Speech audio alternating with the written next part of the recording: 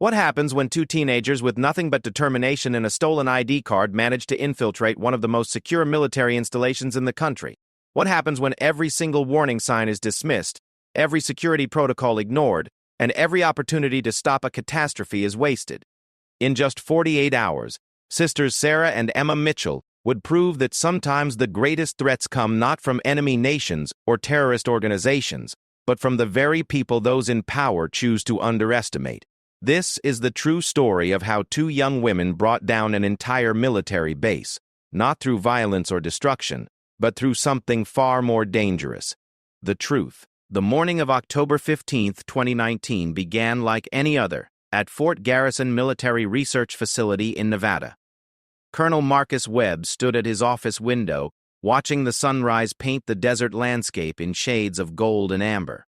The facility, buried deep in the Mojave Desert and surrounded by miles of restricted airspace, was considered one of the most secure installations in the United States. For 15 years, Webb had overseen operations here, and in all that time, not a single security breach had occurred. He took pride in that record, perhaps too much pride. What Colonel Webb didn't know was that at that very moment, two sisters were sitting in a rented Honda Civic 3 miles from the facility's main gate, studying satellite images on a laptop computer. Sarah Mitchell, 22 years old with sandy blonde hair and the determined eyes of someone who had seen too much, adjusted her borrowed military uniform one final time. Beside her, her younger sister Emma, 19 and barely 5 feet tall, nervously fingered the fake identification card they had spent months perfecting. The sisters had not always been criminals or infiltrators. Just 6 months earlier, they had been ordinary civilians living ordinary lives. Sarah worked as a data analyst for a small tech company in San Francisco, while Emma was finishing her sophomore year studying computer science at UC Berkeley. Their father, Master Sergeant David Mitchell, had served at Fort Garrison for over a decade before his sudden death in what the military had classified as a training accident. The official report stated that Sergeant Mitchell had suffered a fatal heart attack during routine physical training. Case closed, no questions asked, benefits paid, condolences offered. But the sisters knew their father better than anyone. David Mitchell was a fitness enthusiast who ran marathons and had passed every physical examination with flying colors. He had called Sarah just 2 days before his death, his voice filled with an urgency she had never heard before. He spoke in code using childhood references only his daughters would understand, telling them about the broken toys in the sandbox and how someone needed to clean up the mess before the other children got hurt. Sarah had assumed he was talking about some minor military bureaucracy issue. She had been wrong. The first real clue came when they were cleaning out their father's personal effects. Hidden behind a family photograph in his wallet, Emma discovered a small piece of paper with a series of numbers and letters. At first they thought it might be some kind of military code or perhaps coordinates. Emma, with her computer science background, quickly realized it was something else entirely: a file path and password combination. Their father had left them a digital breadcrumb trail. Using Emma's university computer lab and her considerable hacking skills, the sisters managed to access their father's military email account. What they found there changed everything they thought they knew about their father's death and about Fort Garrison itself. Over the course of several weeks, they pieced together a horrifying picture of systematic corruption, illegal weapons testing, and cover-ups that went all the way to the Pentagon. The training accident that killed their father had been anything but accidental. David Mitchell had discovered that Fort Garrison was being used as a testing ground for experimental chemical weapons, weapons that were prohibited under international law. Worse still, these weapons were being tested on unknowing military personnel under the guise of routine training exercises. Several soldiers had become seriously ill, and at least 3 had died under mysterious circumstances. When their father tried to report these activities through proper military channels, he was told to keep quiet and mind his own business. But David Mitchell was not the kind of man who could stand by and watch innocent people suffer. His final emails revealed that he had been preparing to go public with evidence of the illegal activities. He had gathered documentation, recorded conversations, and even managed to obtain samples of the chemical agents being used. The night before his death, he had arranged to meet with a journalist from the Washington Post who specialized in military corruption stories. That meeting never happened. David Mitchell was found dead in the base gymnasium at 6:30 a.m., apparently having suffered a massive heart attack during his morning workout. The journalist, meanwhile, received a phone call that same morning, informing her that her source had died and that the story was no longer viable. No autopsy was performed, per military protocol for deaths occurring on base.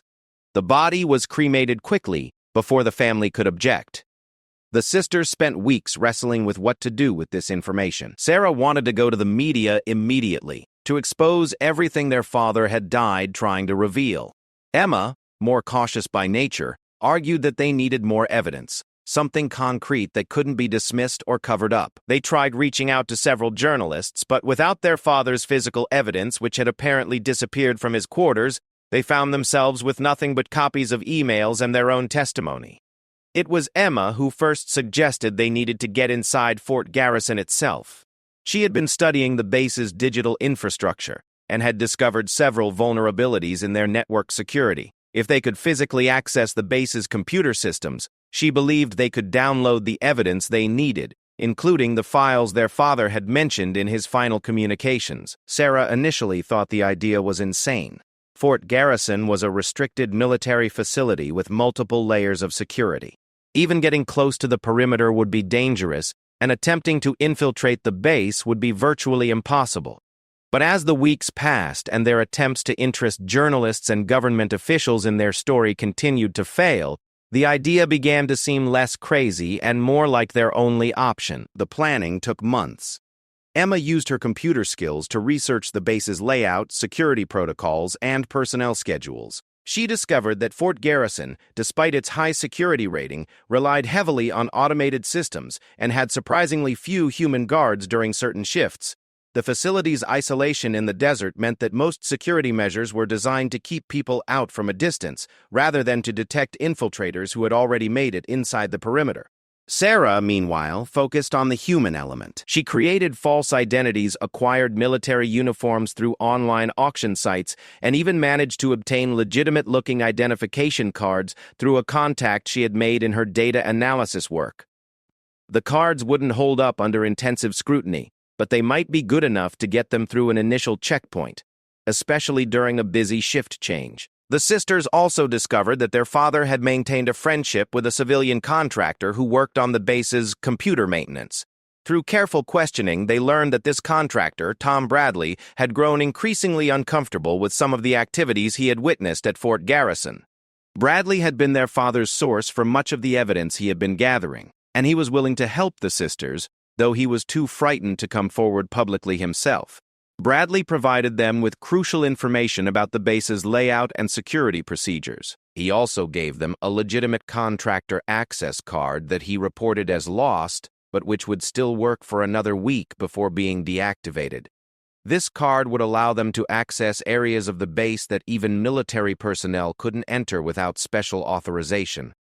The final piece of their plan involved timing. Emma had discovered that Fort Garrison was scheduled to host a major inspection by Pentagon officials in early November. In preparation for this inspection, the base was conducting intensive training exercises and security drills throughout October.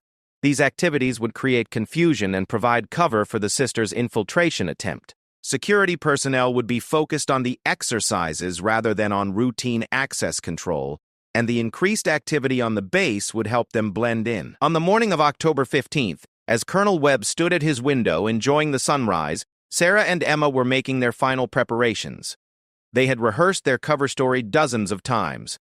They were civilian contractors hired to update the base's computer security systems in advance of the Pentagon inspection. Emma carried a laptop loaded with legitimate security software and fake work orders, while Sarah had memorized the names and schedules of key personnel they might encounter. At exactly 9:30 a.m., the sisters drove up to Fort Garrison's main gate. The guard, Corporal James Martinez, was 3 hours into a 12-hour shift and already looking forward to his lunch break. He had processed dozens of contractors and delivery personnel that morning, all part of the increased activity in preparation for the upcoming inspection. When Sarah handed him their identification cards and work orders, he gave them only a cursory glance.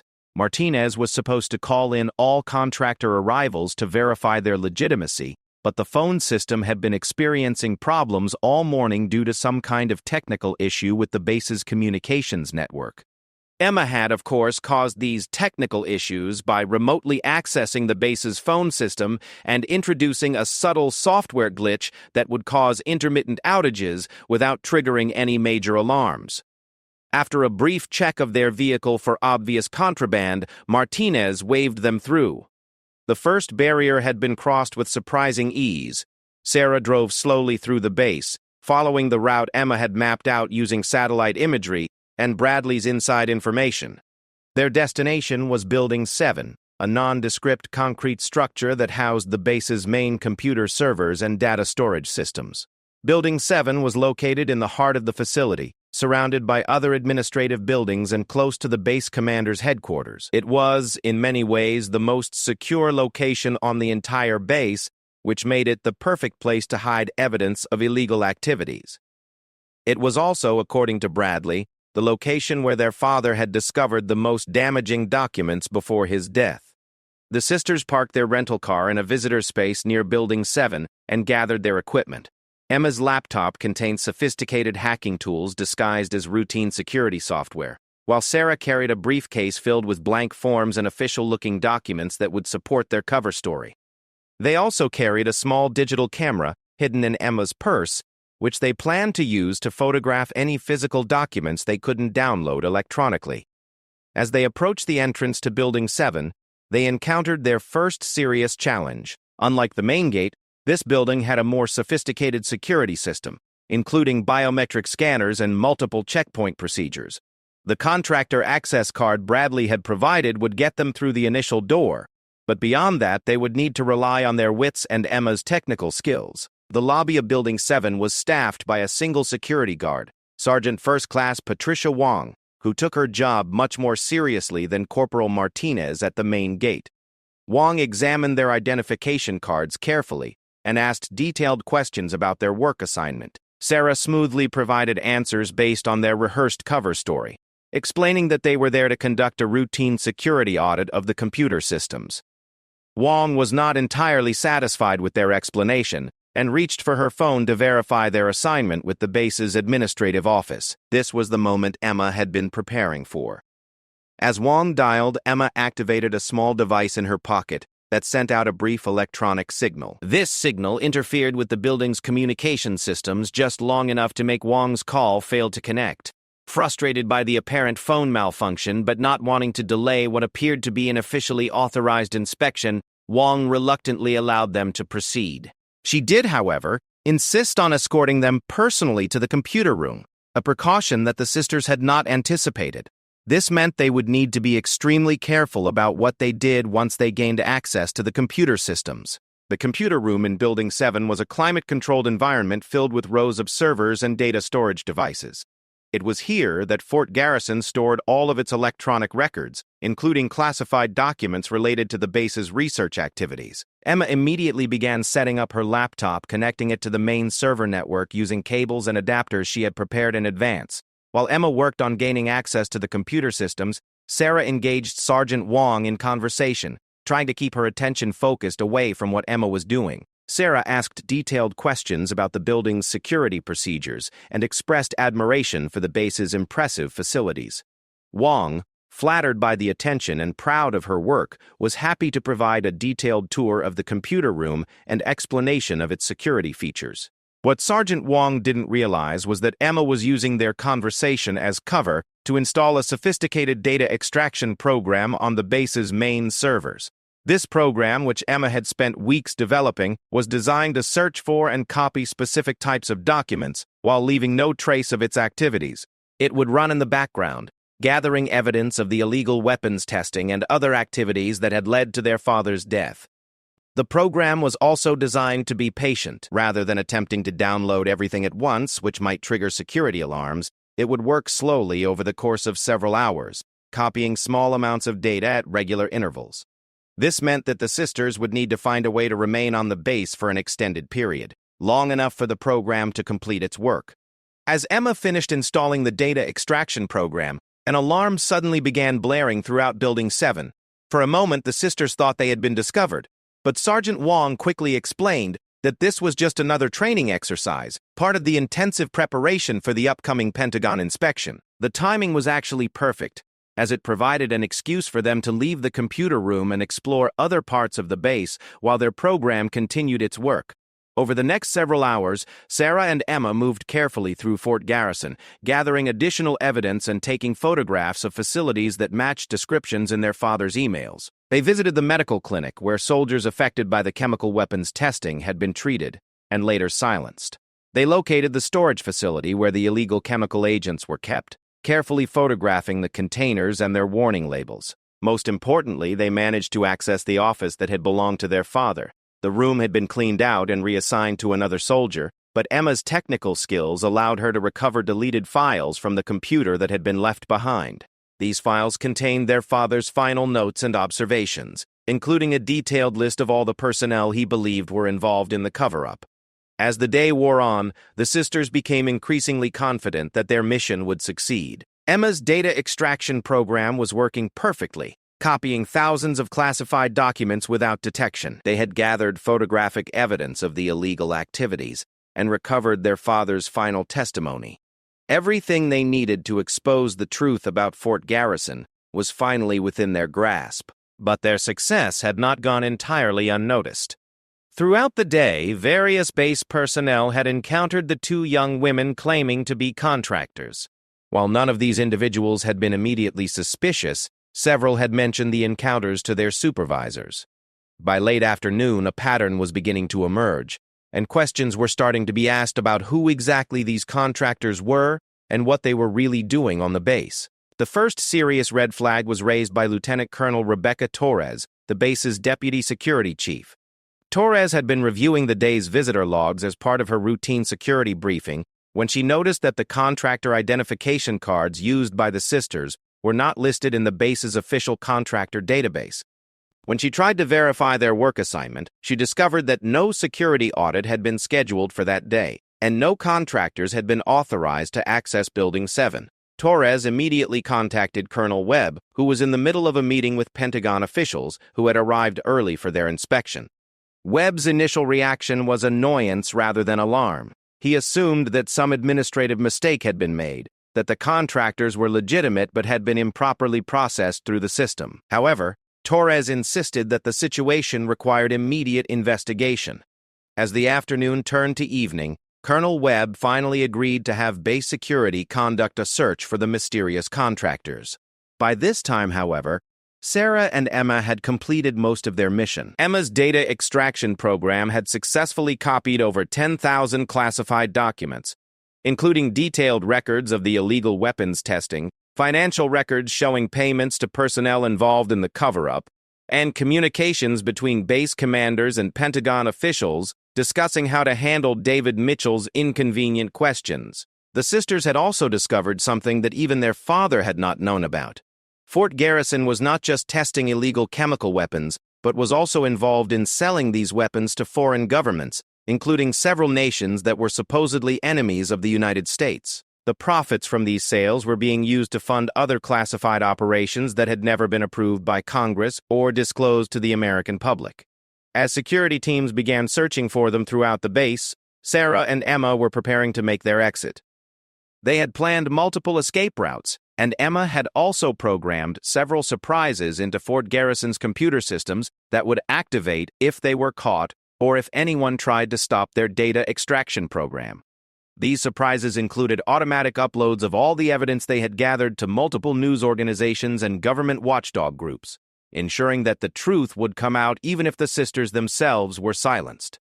The sun was setting over the Nevada desert as Sarah and Emma made their way back to their rental car. They had been on the base for nearly 9 hours, and their mission had been more successful than they had dared to hope. Not only had they gathered the evidence needed to expose the illegal activities at Fort Garrison, but they had also uncovered an even larger conspiracy that reached into the highest levels of the military establishment. But as they approached their car, they realized that their escape would not be as easy as their infiltration had been. Security teams were now actively patrolling the base, and checkpoints had been established at all exits. The casual security procedures that had allowed them to enter Fort Garrison undetected had been replaced by a full lockdown protocol. Every person and vehicle attempting to leave the base was being thoroughly searched and questioned. Sarah and Emma sat in their car for several minutes, considering their options. They could attempt to leave through the main gate and hope that their fake identification would hold up under more intensive scrutiny. They could try to find an alternate exit, though Emma's research had suggested that all routes off the base were equally well guarded, or they could find a place to hide on the base until the security alert passed, though this would mean spending the night in what was essentially enemy territory. It was Emma who suggested the fourth option.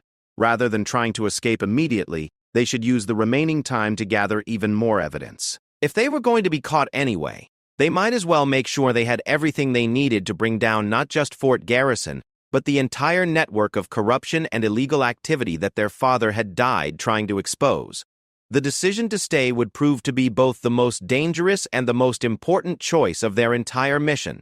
Over the next 24 hours, the sisters would push their luck to the absolute limit, gathering evidence that would ultimately lead to the closure of Fort Garrison and the prosecution of dozens of military personnel. But first, they would have to survive the night in a place where they were now the most wanted fugitives in a facility designed to keep secrets buried forever. The decision to remain hidden on Fort Garrison overnight transformed Sarah and Emma from infiltrators into hunted prey. As darkness fell across the Nevada desert, the sisters found themselves trapped inside one of the most secure military facilities in the country, with every security officer on the base searching for them. What they didn't know was that their presence had triggered something far more dangerous than a simple security breach investigation. Colonel Webb had initially treated the situation as a minor embarrassment, an administrative failure that would require some paperwork and perhaps a few reprimands. However, when his security team discovered that the mysterious contractors had accessed Building 7 and the main computer servers, the stakes changed dramatically. A quick check of the server logs revealed that someone had been copying classified files for several hours. This was no longer a simple case of unauthorized access. It was a potential national security disaster. The first call Webb made was not to his immediate superiors, but to a secure number in Washington, D.C. that few people at Fort Garrison even knew existed. Within minutes, a team of specialists from the Defense Intelligence Agency was being dispatched to Nevada with orders to contain the situation by any means necessary. These specialists were not concerned with following normal military procedures or respecting civil rights. Their job was to protect national secrets, and they had broad authority to do whatever was necessary to accomplish that mission. Meanwhile, Sarah and Emma had found temporary refuge in an abandoned storage building on the outskirts of the base. The building had once been used to house construction equipment during Fort Garrison's expansion in the 1990s, but had been empty for years. Emma had discovered it during her research, noting that it didn't appear on current base maps and was far from any regular patrol routes. It was the perfect place to hide while they decided their next move. The sisters used their phones to upload copies of the evidence they had gathered to secure cloud storage accounts, ensuring that their father's story would survive even if they didn't. Emma also activated the dead man's switch she had built into her data extraction program. If she didn't check in every 12 hours, the program would automatically send all of their evidence to a predetermined list of journalists, government officials, and human rights organizations around the world. As they worked by the light of their phone screens, the sisters began to realize the full scope of what they had uncovered. The illegal weapons testing at Fort Garrison was just one part of a much larger operation that involved multiple military bases, defense contractors, and government officials. The documents Emma's program had extracted included communications with facilities in other states, shipping manifests for chemical weapons being sent to foreign countries, and financial records showing millions of dollars in unauthorized payments. The most shocking discovery was a series of emails between Colonel Webb and officials at the Pentagon discussing what to do about Master Sergeant David Mitchell. The emails made it clear that their father's death had not been accidental. He had been poisoned with one of the same chemical agents he had been investigating, and his death had been deliberately made to look like a heart attack. The emails also revealed that several other whistleblowers had met similar fates over the years. Reading these communications was devastating for both sisters, but it also strengthened their resolve. Their father had been murdered for trying to do the right thing, and they were now the only people who could ensure that his sacrifice had not been in vain. They had to find a way to get the evidence they had gathered to the outside world, no matter what the cost. The first sign that their situation had become even more dangerous came around midnight, when they heard helicopters circling overhead. Through a broken window in their hiding place, they could see multiple aircraft with searchlights sweeping across the base. This was far more security activity than would be justified by two trespassing civilians. It suggested that someone in authority knew exactly who they were and what they had found. Emma's laptop chimed softly, indicating that her data extraction program had finished its work. Over the past 15 hours, it had copied more than 50,000 classified documents from Fort Garrison's servers, including files that dated back more than a decade. The program had also discovered and accessed several hidden directories that contained the most sensitive material, files that were encrypted and stored separately from the base's regular archives. Among these hidden files were detailed records of experiments conducted on military personnel without their knowledge or consent. The sisters learned that their father had not been the first person to discover these activities. Over the years, at least a dozen service members had raised questions about unexplained illnesses and suspicious deaths among their colleagues. All of these individuals had either died under mysterious circumstances or been transferred to remote assignments where they could be closely monitored. The files also revealed that Fort Garrison was part of a network of facilities involved in developing chemical and biological weapons that were banned under international law. These weapons were being tested not only on military personnel, but also on civilian populations in foreign countries where the United States military was conducting operations. The goal was to develop agents that could disable enemy forces without leaving obvious evidence of their use. Perhaps most disturbing of all, the sisters discovered that some of these illegal weapons had been used against American civilians during domestic military exercises. Several unexplained outbreaks of illness in communities near military bases were actually the result of unauthorized testing of chemical agents. The affected civilians had never been told the real cause of their illnesses, and many had died without ever knowing they had been victims of their own government's illegal activities. As Sarah and Emma absorbed the full horror of what they had uncovered, they heard vehicles approaching their hiding place. Through the broken window, they could see military trucks and armed personnel surrounding the abandoned storage building.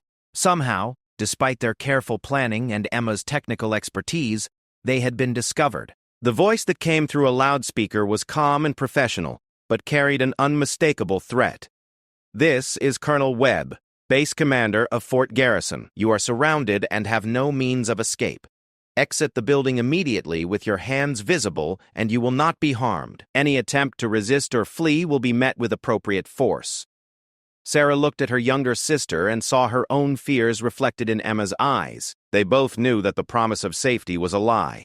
They had uncovered evidence of murder, illegal weapons testing, and treason at the highest levels of the military establishment. The people responsible for these crimes would not simply allow them to walk away and tell their story to the world.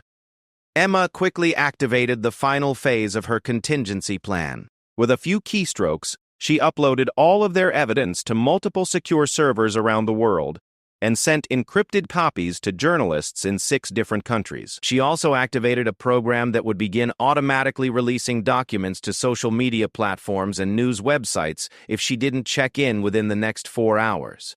The sisters had prepared for this possibility, but they had hoped it wouldn't come to this. They knew that once the evidence was released publicly, there would be no going back.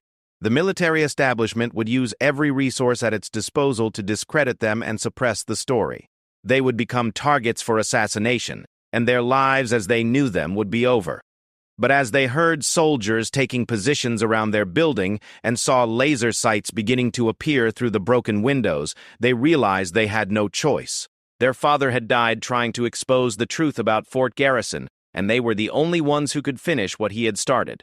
Sarah made the decision for both of them. "Do it," she whispered to Emma. "Release everything." Emma hit the enter key, and within seconds, thousands of classified documents began appearing on servers around the world. The dead man's switch had been activated, and there was no way to stop it. Within hours, journalists and government officials in multiple countries would have access to detailed evidence of illegal activities by the United States military. The reaction was immediate. Emma's laptop screen began showing automated confirmations as news organizations received and acknowledged the document transfers.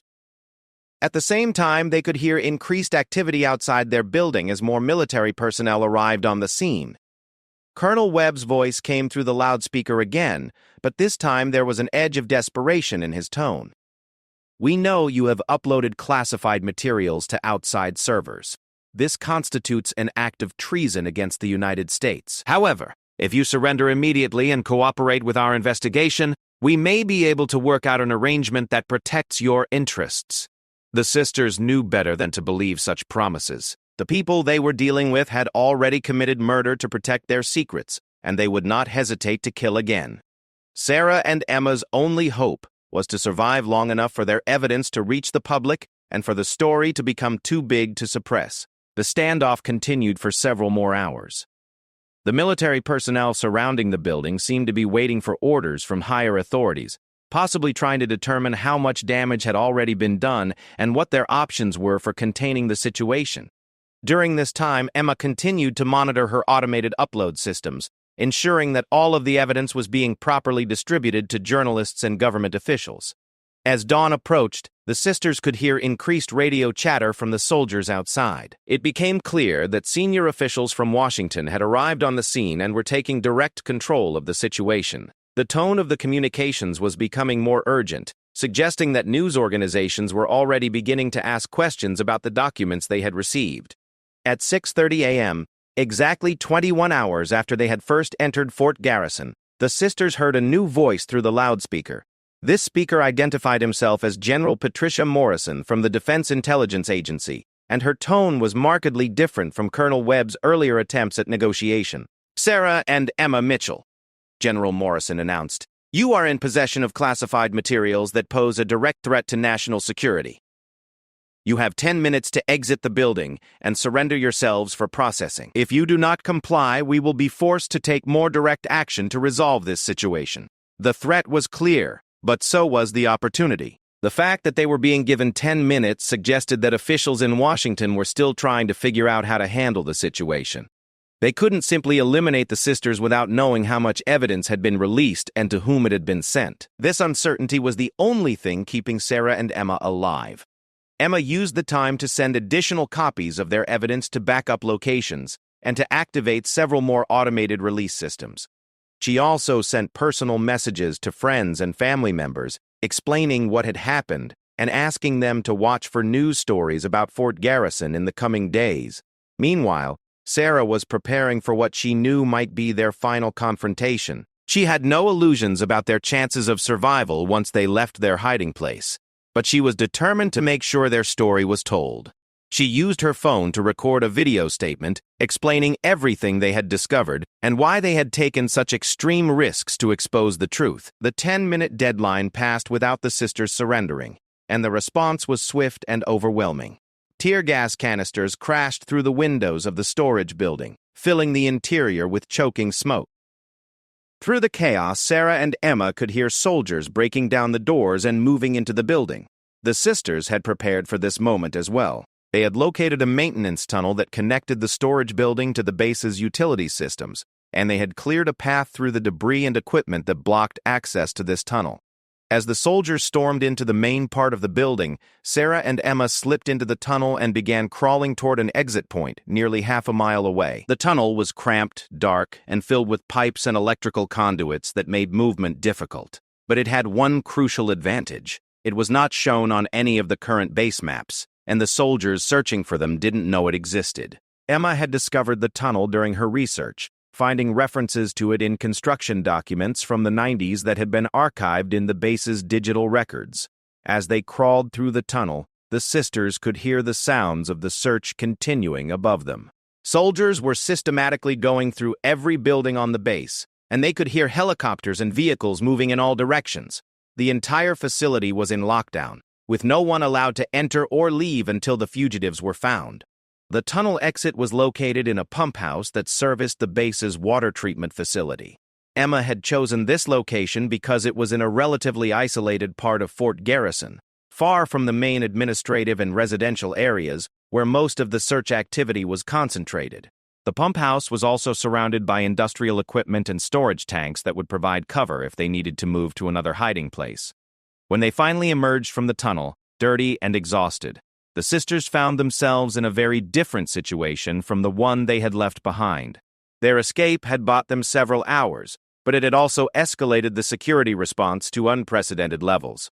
They could see military vehicles patrolling every road on the base, and the sound of helicopters was constant. More importantly, Emma's phone was receiving a steady stream of notifications indicating that their evidence was already having an impact in the outside world. News organizations were beginning to publish preliminary stories based on the documents they had received, and government officials were being forced to respond to questions about the activities at Fort Garrison. The first major breakthrough came when the Washington Post published a front-page story titled, "Secret Military Facility Accused of Illegal Weapons Testing." The story included details from several of the documents Sarah and Emma had obtained, including communications that clearly showed knowledge of illegal activities at the highest levels of command. Within hours, other major news organizations were following up with their own stories, and social media was buzzing with discussions about the revelations. The story was becoming too big and too public for military officials to simply suppress through their usual methods of intimidation and classification. But the sisters' immediate situation was becoming increasingly desperate. They had been on the run for more than 24 hours, with little food or water and no safe place to rest.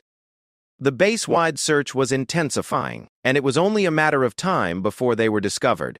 They needed to find a way off Fort Garrison, but every exit was heavily guarded, and their faces were now known to every security officer on the base. It was at this moment that they received an unexpected message on Emma's encrypted phone. The message was from Tom Bradley, the contractor who had provided them with access cards and inside information about the base.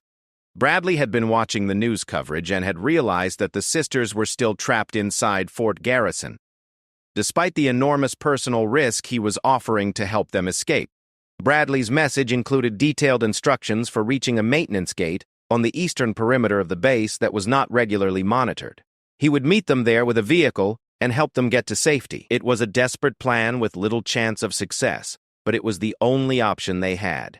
As they prepared to make their final run for freedom, Sarah and Emma took a moment to reflect on everything that had happened. In just 48 hours, they had accomplished something that seemed impossible.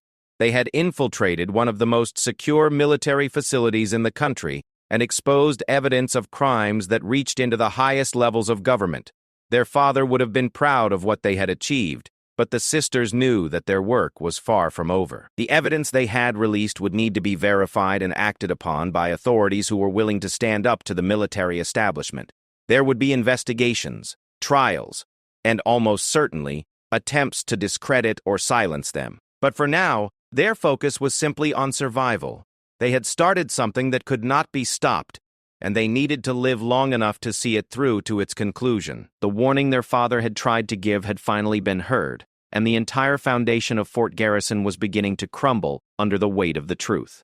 As they prepared to leave their hiding place and make their desperate run for the perimeter, Sarah looked at her younger sister with a mixture of pride and fear. They had achieved their goal, but at a cost that was still being calculated.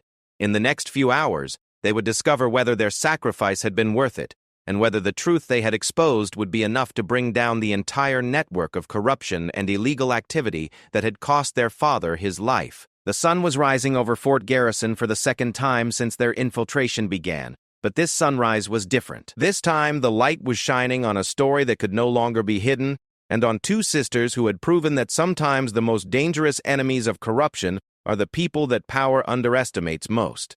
The final 12 hours of the Fort Garrison crisis began with a desperate sprint across a quarter-mile of open desert terrain. Sarah and Emma Mitchell, exhausted from their 36-hour ordeal inside the military facility, found themselves running for their lives as searchlights swept the ground behind them.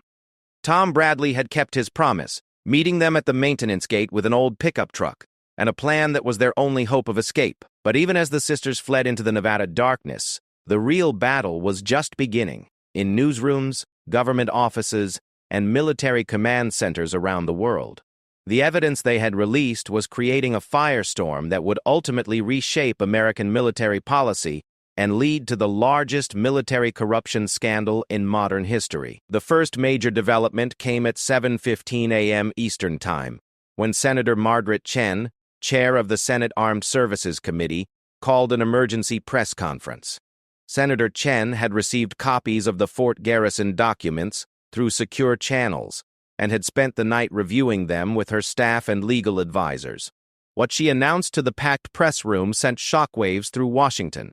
"Based on evidence that has come to my attention," Senator Chen declared, "I am calling for an immediate suspension of all activities at Fort Garrison and a full congressional investigation into allegations of illegal weapons testing, murder, and treason by military personnel." The senator went on to detail specific findings from the documents, including the systematic poisoning of military personnel and the sale of banned weapons to foreign governments. The military's initial response was predictable: complete denial and attempts to discredit the evidence as fabricated or taken out of context. Colonel Webb, who had been relieved of command just hours earlier, was presented at a Pentagon press conference as a decorated officer who had been the victim of a sophisticated cyber attack by unknown enemies of the United States, but the evidence was too overwhelming and too detailed to be dismissed as fake. Emma's data extraction program had captured not just individual documents, but entire email chains, financial records, and even audio recordings of meetings where illegal activities were discussed. The timestamps, metadata, and cross-references all confirmed the authenticity of the materials. Meanwhile, journalists around the world were working frantically to verify and contextualize the massive document dump. The Washington Post had assigned a team of 12 reporters to the story, working in coordination with investigators from the New York Times, The Guardian, and several other major news organizations. Their preliminary analysis confirmed that the documents appeared to be genuine and contained evidence of serious crimes. The international implications began to emerge as foreign governments started asking questions about the banned weapons that had allegedly been sold to them. Several European allies demanded immediate explanations from the State Department, while countries that had been identified as purchasers of the illegal weapons began distancing themselves from any connection to Fort Garrison. Back in Nevada, Sarah and Emma were discovering that escaping from Fort Garrison was only the beginning of their ordeal. Tom Bradley had driven them to a small town about 50 miles from the base, where they had planned to contact journalists and tell their story directly to the media. But when they arrived at the motel Bradley had chosen as their safe house, they found it surrounded by unmarked vehicles. The sisters realized they had walked into a trap. Bradley, despite his apparent good intentions, had been under surveillance by military intelligence officers who had been monitoring his communications with the Mitchell family. His offer to help them escape had been allowed to proceed specifically so that officials could track down the sisters and eliminate them before they could provide additional testimony about what they had discovered. What the military officials didn't know was that Emma had anticipated this possibility. Before leaving Fort Garrison, she had programmed additional safeguards into her automated release systems. If she didn't check in every 6 hours, new waves of documents would be released to journalists and government officials around the world. She had also arranged for encrypted communications with several investigative reporters who were expecting to hear from her at specific times. The standoff at the motel lasted for several hours, with federal agents demanding that the sisters surrender while Emma continued to monitor news coverage on her phone. The story was spreading faster than anyone had expected, with social media amplifying the revelations and putting pressure on government officials to take immediate action. The breakthrough came when Senator Chen's office received a phone call from Emma's encrypted phone. Despite being surrounded by federal agents, Emma was able to establish a secure connection with the senator's staff and provide additional details about the evidence she had gathered. More importantly, she was able to confirm that the documents being reported in the media were authentic and that she had access to even more damaging materials that had not yet been released. Senator Chen immediately contacted the Attorney General and demanded federal protection for the Mitchell sisters as whistleblowers. The senator argued that the sisters had exposed evidence of serious crimes and were entitled to protection under federal whistleblower statutes. This legal intervention forced federal agents to step back and allowed the sisters to be transferred to federal protective custody rather than being detained by military authorities. The next 24 hours saw a cascade of developments that would ultimately lead to the complete shutdown of Fort Garrison and criminal charges against dozens of military personnel and government officials. The FBI opened formal investigations into the illegal weapons testing, the murders of David Mitchell and other whistleblowers, and the unauthorized sale of banned weapons to foreign governments. International pressure also began to mount as more details emerged about the global scope of the illegal activities. The United Nations Security Council called an emergency session to discuss the allegations, and several countries threatened to withdraw from military cooperation agreements with the United States unless the full scope of the illegal activities was disclosed and those responsible were prosecuted. Colonel Webb, faced with overwhelming evidence of his involvement in the cover-up, agreed to cooperate with federal investigators in exchange for a reduced sentence. His testimony revealed that the illegal activities at Fort Garrison were part of a much larger network of similar operations at military facilities around the country. Webb provided names, dates, and locations that allowed investigators to begin unraveling the entire conspiracy. The most shocking revelation came when investigators discovered that several high-ranking Pentagon officials had been personally profiting from the illegal weapon sales. Bank records obtained through federal subpoenas showed millions of dollars in payments to offshore accounts controlled by these officials. The money trail led all the way to the office of the Deputy Secretary of Defense, who resigned in disgrace as federal agents arrived at his home with arrest warrants. General Morrison, the Defense Intelligence Agency official who had overseen the final hours of the Fort Garrison crisis, was arrested on charges of treason, murder, and conspiracy to commit acts of terrorism against American citizens. The evidence against her was overwhelming, including audio recordings of her ordering the deaths of several military personnel who had asked questions about the illegal activities. The trials that followed became some of the most closely watched legal proceedings in American history. Sarah and Emma Mitchell testified before Congress, grand juries, and eventually at the criminal trials of the personnel involved in the conspiracy. Their testimony was compelling and detailed, and it was corroborated by the massive amount of documentary evidence they had obtained during their infiltration of Fort Garrison. The ultimate scope of the conspiracy was staggering. Investigators eventually determined that illegal weapons testing had been conducted at more than a dozen military facilities over a period of 15 years. Hundreds of military personnel and civilians had been unknowingly exposed to banned chemical and biological agents, and at least 40 people had died as a result of these exposures. The financial corruption was equally extensive. More than $500 million in taxpayer funds had been diverted to fund the illegal activities, and millions more had been generated through the unauthorized sale of banned weapons to foreign governments and private organizations. Some of these weapons had eventually been used by terrorist organizations against American interests overseas.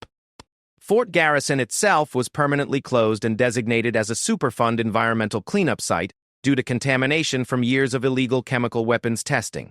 The base's closure eliminated more than 2,000 jobs and devastated the local economy, but federal investigators determined that the facility could never be safely reopened due to the extent of the contamination. The congressional investigation led by Senator Chen resulted in sweeping reforms to military oversight procedures and new protections for military whistleblowers. The senator used the Fort Garrison scandal to push through legislation that had been stalled in committee for years, including requirements for independent oversight of all military research activities and criminal penalties for officers who retaliate against personnel who report illegal activities. The international ramifications continued for years after the initial revelations.